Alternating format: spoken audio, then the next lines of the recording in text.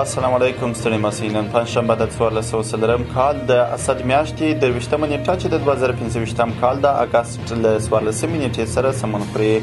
د سکون راډیو د ویبپاڼې او خوا د رسنیو درنو لیدونکو د نن ورځې لنډ او مهمو خبرونو ته مو زه خلیل الله هیوادمل هرکلی کوم.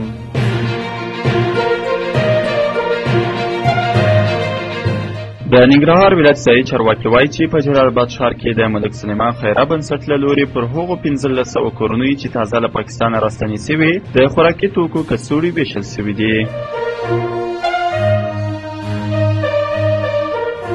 د زابل ولایت ځایي چارواکي وایي چې د خاک افغان ولسوالۍ اړوند په سربند کلي کې د ارغنداب سیند پر سر د 8 میلیون افغانیو په لګښت د یو پل د جوړېدو چارې پیل سوي دي.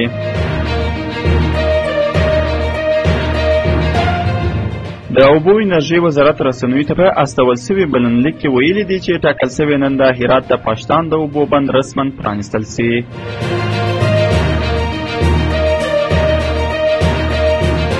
یونیسف په یو خپاره کړي راپور کې ویلي چې د خوړو نړیوال پروګرام سره په ګډه په افغانستان کې له خوارځواکۍ څخه د افغان ماشومانو د ژغورلو لپاره پروګرام پیل کړی دی. په راپور کې ویل سوي دي چې موخه د زیانمنونکو ماشومانو ژوند ژغورل او د میندو ته تغذیې د ښه کولو او محلي خوړو ته لاسرسی ډیرول دي.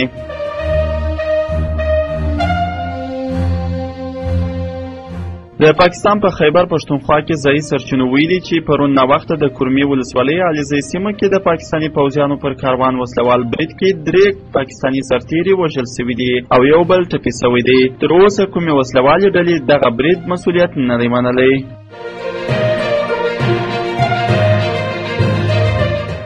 دا و د نن ورځې لنډه مهم خبرونه چې تاسې واورېدل. تر بیا د الله په امان.